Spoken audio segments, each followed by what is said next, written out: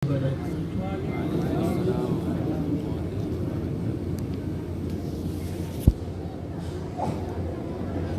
لله نحمده ونستعينه ونستغفره ونؤمن به ونتوكل عليه ونعوذ بالله من شرور أنفسنا ومن سيئات أعمالنا ومن يهده الله فلا مضل له ومن يضلله فلا هادي له ونشهد أن لا إله إلا الله وحده لا شريك له ونشهد أن سيدنا ومولانا محمدا عبده ورسوله بالهدى ودين الحق والسلام صلى الله عليه وعلى آله وصحبه أجمعين وسلم وبارك. أما بعد فأعوذ بالله من الشيطان الرجيم. إنما يخشى الله من عباده العلماء. صدق الله العلي العظيم. درود شریف پڑھیں. اللهم صل على سيدنا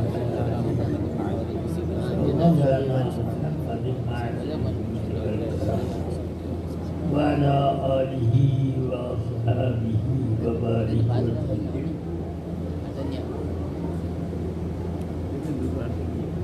شاندار تقریر ہو چکی، اسی کے مطابق اپنے آپ کو اور اپنے خاندان کو آپ حضرات آمادہ کر لیں تو انشاءاللہ بہت سی کامیابیاں آپ کی قدم بوسی کریں گی. اس وقت تقریر کا وقت نہ رہا بلکہ اب آرام کا وقت ہے. اے رضا ہر کام کا ایک وقت ہے، دل کو بھی آرام مل ہی جائے گا. اس لیے رفیقان ملت اب عرض یہ کرنا ہے کہ تقریباً 20 سال تک حضور صدر شریعہ پابندی کے ساتھ لمبے لمبے وقت کے لیے پالی میں آتے تھے اور پالی کو اپنا ایک گھر سمجھتے تھے.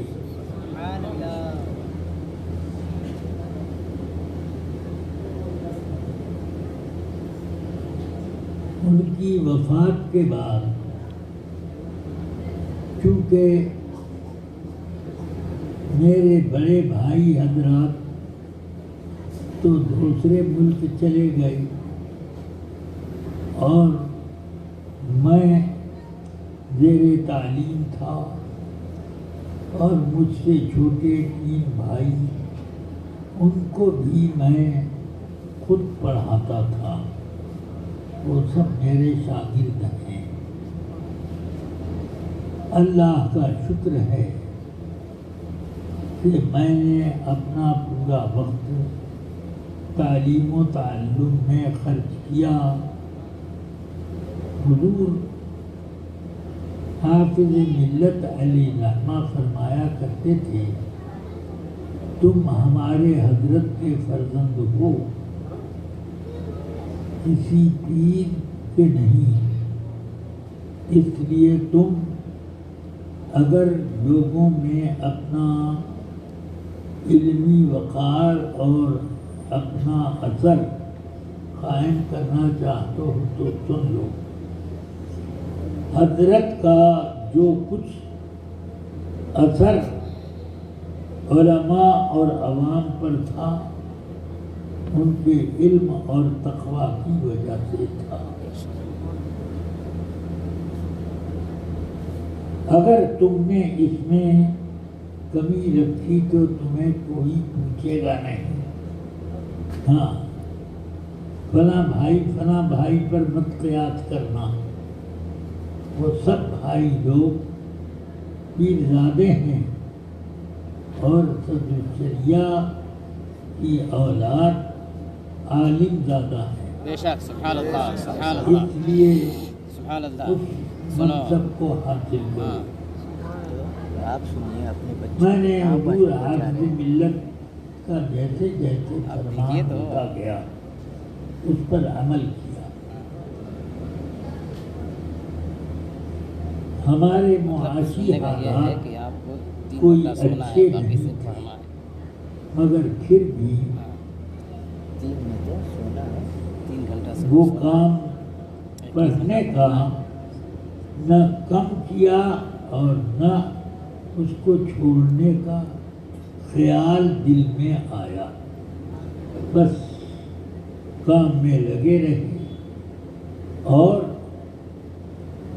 پورے مدرسے میں اپنی پوزیشن بنائے رہے.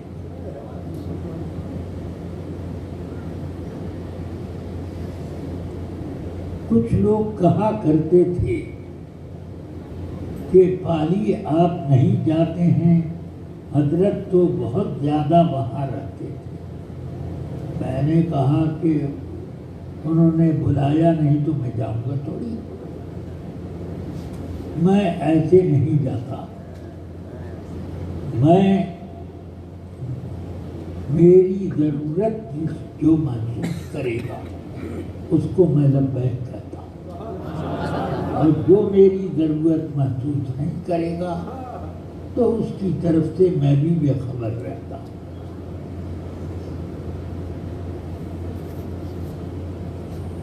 سن 1974 یا 75 یاد نہیں آ رہا ہے، اس وقت مجھ کو بلایا گیا. میں آ گیا. بلایا تو پہلا سفر زندگی کا پالی کا وہی تھا. اب اس کے بعد آنا جانا منقطع ہو گیا. ایک اسی سفر میں آیا. پھر 3-4 سال تک کسی نے مجھے پوچھا نہیں. تو میں نے بھی سمجھ لیا کہ ان لوگوں نے اپنے آپ اپنے پیمانے پر مجھے ناپا ہے، میں چھوٹا پڑ رہا ہوں. اس لیے وہ پیمانہ ان کا ہے، رہنے دو، کوئی بات نہیں. پھر اس کے بعد ان کے والد صاحب نے اصرار کر کے مجھ کو بلوانا شروع کیا، اور الحمدللہ کسی مجبوری کی وجہ سے بیچ میں 1-2 سال ناغا گیا ہوگا، ورنہ تقریباً 40 سال سے تو آنا جانا لگا ہوا ہے. سبحان اللہ. اور کبھی کبھی سال میں 2 بار، ورنہ 1 بار تو ہوتا ہی ہے. ایک تو بابری مسجد والے مسئلے میں پہلا ناغا ہوا. 6 دسمبر کو بابری مسجد کا قضیہ ہوا اور اس کے بعد ہی 11ویں شریف پڑھی. تو اس وقت میں نے فون کر دیا کہ حالات ناسازگار ہیں، اس لیے میری رائے یہ ہے کہ میں نہ آؤں. آپ لوگ اس کو بہتر سمجھیں. لوگوں نے بتایا کہ ہاں یہاں بھی ہم لوگ یہی سمجھ رہے ہیں، مسجد میں فاتحہ کر لیں گے. اور ایک مرتبہ اور کبھی، بہرحال جو کچھ بھی ہو، مجھے عرض یہ کرنا ہے کہ آپ نے نہیں تو آپ کے بزرگوں نے حضرت صدر الشریعہ کا دیدار کیا ہے، ان کی صحبت میں بیٹھے ہیں، ان کا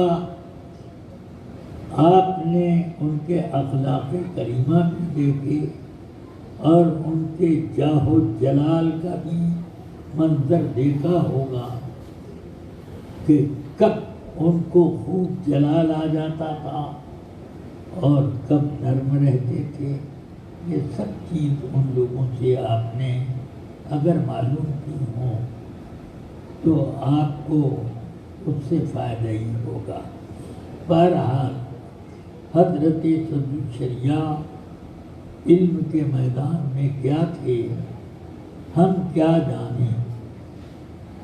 اعلیٰ حضرت فرماتے ہیں تفقہ جس چیز کا نام ہے یہاں کے موجودین میں مولوی امجد علی میں زیادہ پائیے گا. یعنی میرے پاس جتنے علماء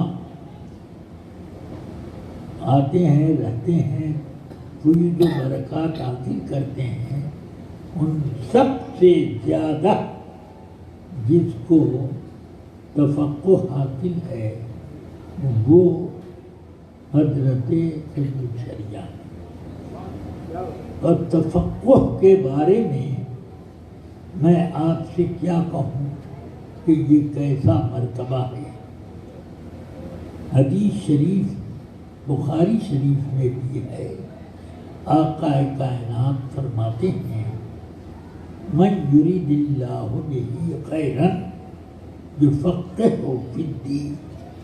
اللہ تعالیٰ جس کے لیے بہت بڑی بھلائی چاہتا ہے اس کو دین کا فقیہ بناتا ہے. سبحان اللہ. یہ تفقہ ہے. اس لیے میں نے حالات اپنے بہت سے بزرگوں کے امام اعظم کے زمانے تک کے پڑھے تو مجھے بالکل یہ آفتاب کی طرح روشن نظر آیا کہ جتنے فقہا فقہ حنفی میں گزرے ہیں سب مقام ولایت پر فائز تھے. اور امام عبدالوہاب شارانی نے اپنی کتاب میزان الشریعۃ الکبریٰ میں یہ لکھا کہ امام ابو حنیفہ اور امام ابو یوسف اصحاب کشف کے امام تھے. یعنی جن لوگوں پر چھپی ہوئی باتیں ہر وقت روشن رہتی ہیں ان میں صفِ اول میں جو امام ہیں وہ امام ابو حنیفہ اور ان کے سب سے قریبی شاگرد امام ابو یوسف ہیں. امام ابو یوسف اپنے زمانے میں تو قاضی الشرق والغرب کہلاتے تھے. مشرق مغرب ہر طرف کے قاضی. قاضی القضات کا سب سے پہلا منصب آپ ہی کو ملا. اور بعد کے جتنے علماء دیکھے جن کا تفقہ تھا ان کو بھی ایسے ہی میں نے پایا، ایسے ہی ان کو دیکھا، چاہے وہ امام طحاوی ہوں، امام قدوری ہوں، امام کرخی ہوں، امام اسپیجابی ہوں، امام حلوانی ہوں، امام فقیہ ابو اللیث سمرقندی ہوں، یا جو لوگ بھی ہوں یہ سب اسی منصب پر فائز تھے. حضور صدر الشریعہ علیہ الرحمہ سے ان کے معاصرین میں سے کسی نے پوچھا آپ کو فقہ میں اتنا اونچا مقام کیسے ملا؟ فرماتے ہیں ایک روز میں سویا ہوا تھا، خواب میں سیدنا امام اعظم کے اجلۂ تلمیذ میں امام محمد شیبانی محرر مذہب نعمانی، انہی نے فقہ حنفی کی تدوین کر کے دنیا میں پھیلائی۔ امام محمد خواب میں ان کی زیارت نصیب ہوئی، میرے پاس آئے، انہوں نے فرمایا میری زبان چوسو، اور انہوں نے زبان نکالی، میں نے چوسا، پھر انہوں نے فرمایا پھر چوسو، پھر میں نے اس کو چوسا، پھر چوسا۔ فرماتے ہیں اس وقت جب میں بیدار ہوا تو فقہ کا خزانہ میرے سینے میں موجیں لے رہا تھا۔ تو امام محمد کی بارگاہ سے اعلیٰ حضرت کے طفیل میں کتنا بڑا علم کا خزانہ آپ کو عطا ہوا ہے۔ اسی لیے اعلیٰ حضرت بھی یہ سب جانتے ہیں، ان پر پوشیدہ نہیں ہے یہ سب، اسی لیے کہتے ہیں تفقہ جس چیز کا نام ہے مولوی امجد علی میں، یہاں کے موجودین میں مولوی امجد علی میں زیادہ پائیے۔ بہرحال امام انہوں نے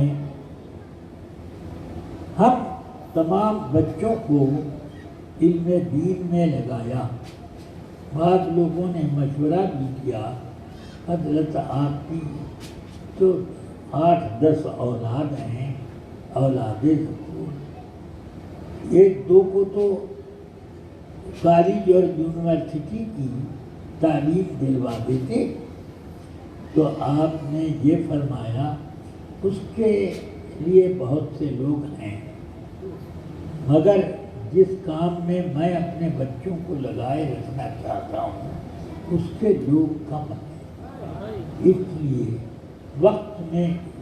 وقت کا تقاضا یہی ہے کہ میں اپنے بچوں کو علوم دنیا میں مہارت دوں۔ الحمدللہ ہمارے بھائیوں کی شان ایسی تھی، بڑے بھائی علامہ حکیم شمس الہدیٰ صاحب علیہ الرحمٰن بہت زبردست عالم تھے، اور اعلیٰ حضرت کے فتاویٰ کا بہت سا حصہ آپ نے اپنے قلم سے لکھ کر کے رکھا ہوا تھا، اور وہ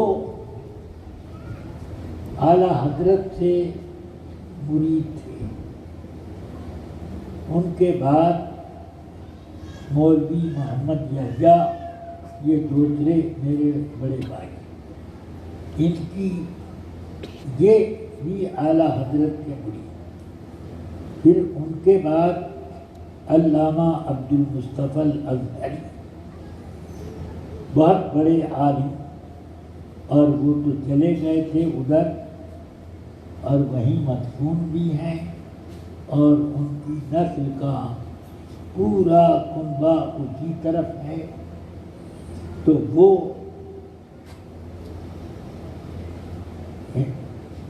وہاں کے پورے ملک کے اجلۂ علماء میں ایک مانے جاتے ہیں،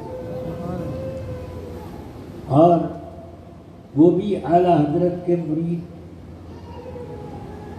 اور ان سے چھوٹے مولوی عطا المصطفیٰ صاحب تھے، تو وہ زیادہ چھوٹے تھے، 2 سال کی عمر میں ان کو بھی حضرت صدر الشریعہ نے اعلیٰ حضرت کی غلامی میں داخل کروا لیا۔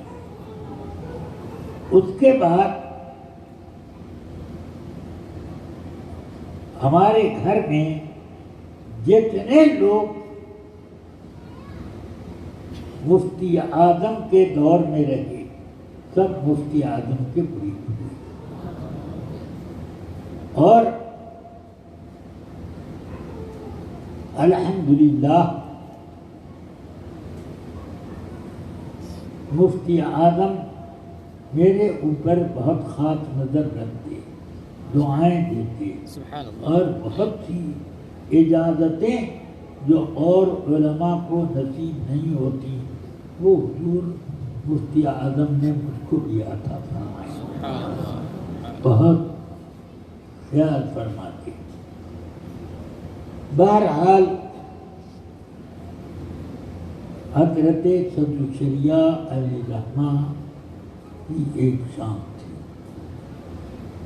جب شریعت کے اتنے بڑے محافظ کہ ایک طالب علم کو بھیجا، بازار جاؤ مولی اور یہ وہ سب خرید کر لاؤ. وہ خرید کر لائے. فرمایا مولی کس بھاؤ کی تھی؟ میں نے کہا، وہ کہنے لگے کہ میں نے عرض کی حضور میں نے خود سے کہا کہ 2 پیسے کی مولی دے دے. اس نے دے دیا. بھاؤ تو مجھے نہیں معلوم، اور یہ کیا بھاؤ کہ اس کا بھی بھاؤ مجھے نہیں معلوم. میں نے یہی کہا کہ اتنے کی دے دے. فرمایا تم عالم ہو، تمہیں معلوم نہیں ہے کہ جب تک بھاؤ نہ معلوم ہو جائے چیز کا اس وقت تک خریدنا بیچنا جائز ہی کا. وہ مجہول کیسے ہوگی؟ تو یہ اتنی احتیاط وہ برتتے تھے. پھر اور بھی معاملات میں ان کا ایسے ہی حال تھا. پھر ذرا حج کرنے گئے، اس زمانے میں فوٹو وغیرہ نہیں چلتا تھا. چلے گئے مگر بمبئی پہنچ کر وفات ہو گئی. وہاں سے جنازہ لایا گیا. اب اخبار کے وہ جو نمائندے وغیرہ ہوتے ہیں فوٹو لیتے ہیں، تو جنازہ جب آ رہا تھا بڑی بھیڑ تھی. بنارس کے کہاں کہاں کے لوگ اور پورے ضلع اعظم گڑھ کے ادھر ادھر کے، پھر بلیا کے بہت سے علاقوں کے لوگ آئے ہوئے تھے. بھیڑ تھی جنازے میں. جلوس تھا، کاندھے پر لوگ جنازہ لا رہے تھے. 3 مرتبہ اس نے فلم بنائی، 3 فلم، اور جب دھلائی کی تو بالکل سادہ. وہ دنگ رہ گیا کہ میرا ایک اسپیشل قسم کا کیمرہ، اور کیوں اس نے کام نہیں کیا. حافظ ملت کو کسی نے بتایا. فرمانے لگے حضرت صدر الشریعہ کا تصرف ہے. وہ انہوں نے زندگی میں اپنا کبھی فوٹو نہیں بنوایا. سبحان اللہ سبحان تو یہ پسند نہ کیا کہ میرے جنازے کے تابوت کا فوٹو کیا جائے. یہ بھی پسند ہے. سمجھ گئے؟ بہت سے علماء کے فوٹو یا تصویریں ہاتھ سے بنا کر لوگوں نے رکھی ہیں، مگر صدر الشریعت کوئی تصویر اب تک مجھے ملی نہیں. اور کئی لوگوں سے میں نے پوچھا بھی کہ نہیں، ان کا نہیں دیتا. بہرحال حضور صدر الشریعہ اسی طرح سے اپنا عمل فرماتے. فرماتے ہیں حافظ ملت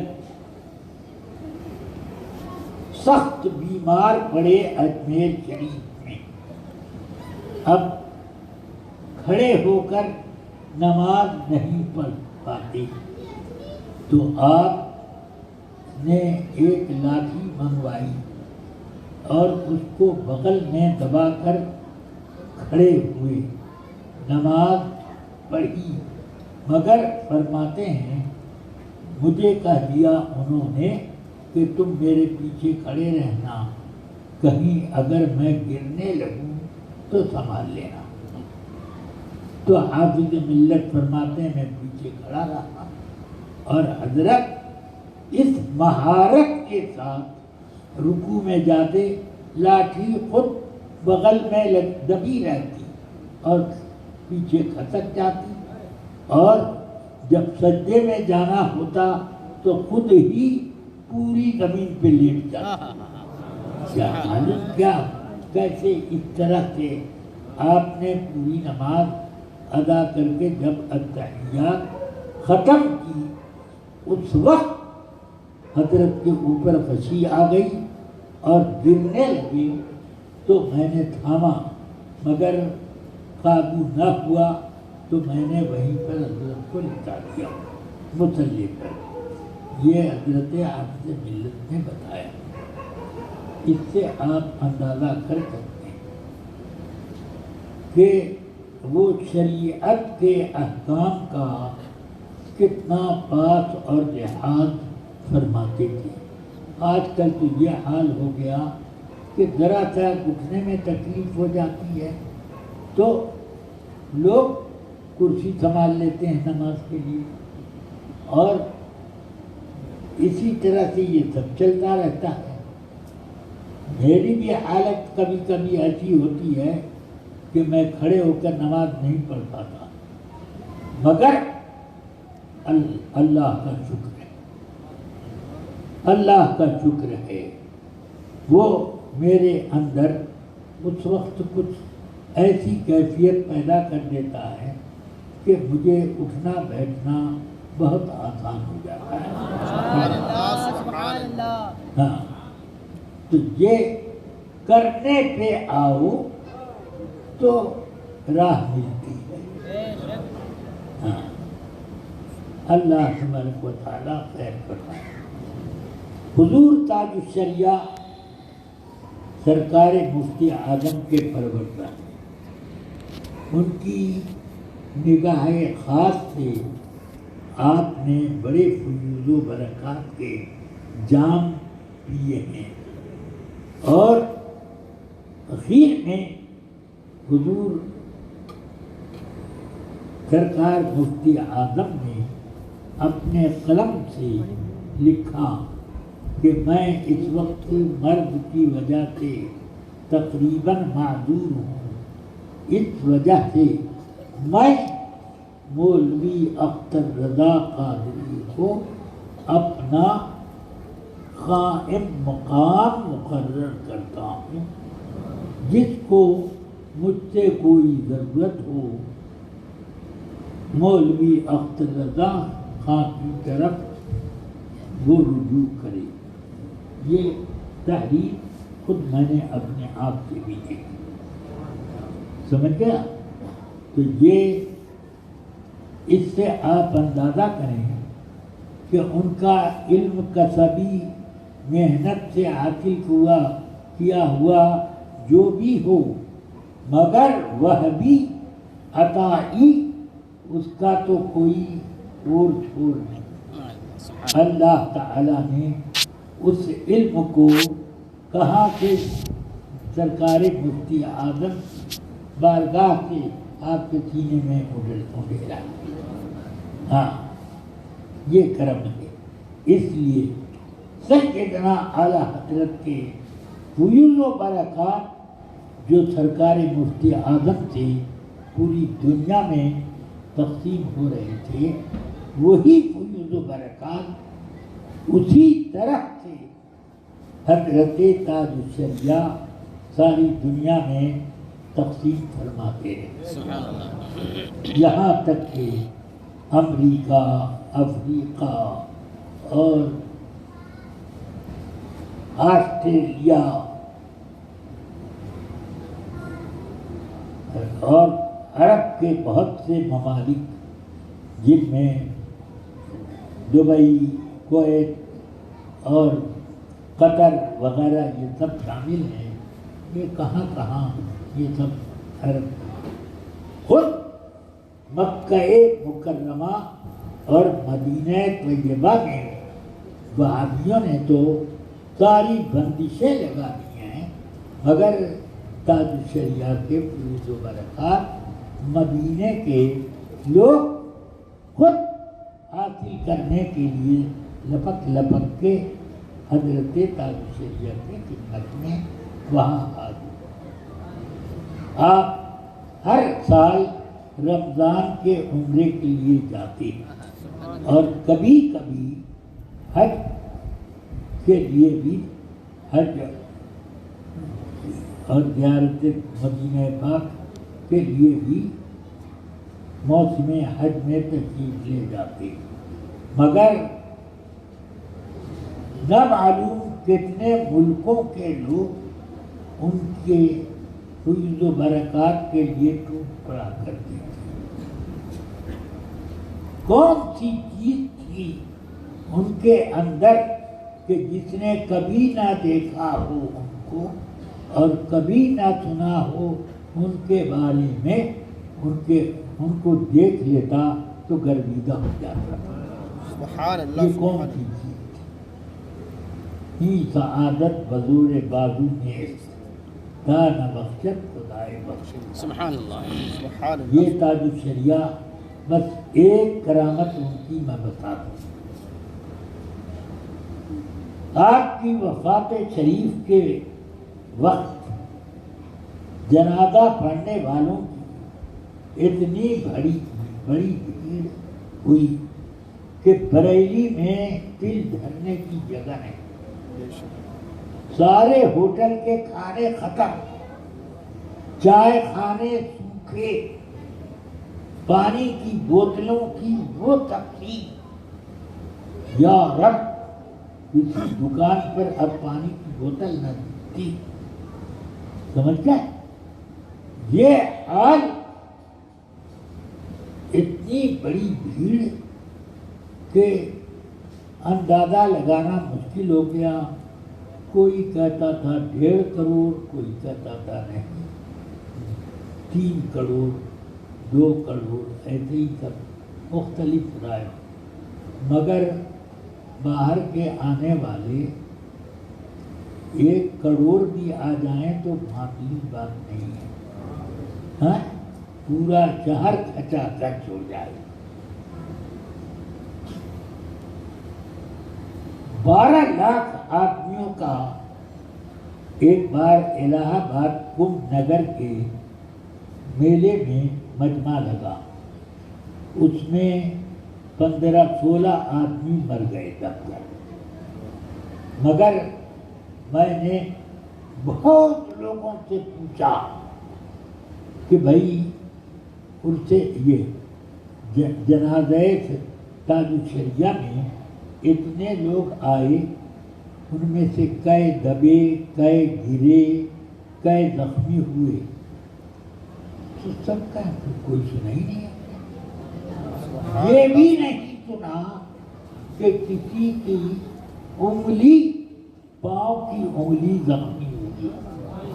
اس وقت تو آدمی چلتا تو نیچے دیکھ بھی نہیں سکتا، تو کتنے آدمیوں کا پاؤں کو چل جائے، مگر واقعی تاج الشریعہ اپنے مہمانوں کی کتنی حفاظت۔ پھر میں نے کہا اتنے لوگ کوئی بھوکا چکرایا کہ نہیں؟ تو نہ کوئی بھوکا بھی نہیں رہا۔ میں نے کہا یا اللہ، سارے ہوٹل سوکھ گئے ہیں اور اس کے باوجود بھی کوئی بھوکا نہیں رہا، اور ساری بوتلیں ختم، اور اس کے باوجود بھی کوئی پیاسا نہیں رہا. یہ کیا کرامت نہیں؟ اب کرامت کو کوئی بڑے بڑے پنکھ رہتے ہیں. یہ سب ان کا تصرف ہے کہ اپنے مہمانوں کو ادنا سی تکلیف ہونے نہیں. پھر جنازہ ختم ہوا، گھنٹے بھر کے اندر بریلی ایسا معلوم ہوتا کہ سنسان ہو رہا ہے. یہ کیفیت، اس سے آپ اندازہ کر لیں کہ اس میں کتنے جنات کتنے فرشتے رہے جو اچانک غائب ہو گئے. اللہ تبارک و تعالی اپنے فضل و کرم سے ان بزرگوں کا صدقہ مجھے اور آپ سب حضرات کو عطا کرے. صلی اللہ تعالی علی سیدنا محمد و آلہ و صحبہ اجمعین برحمتک یا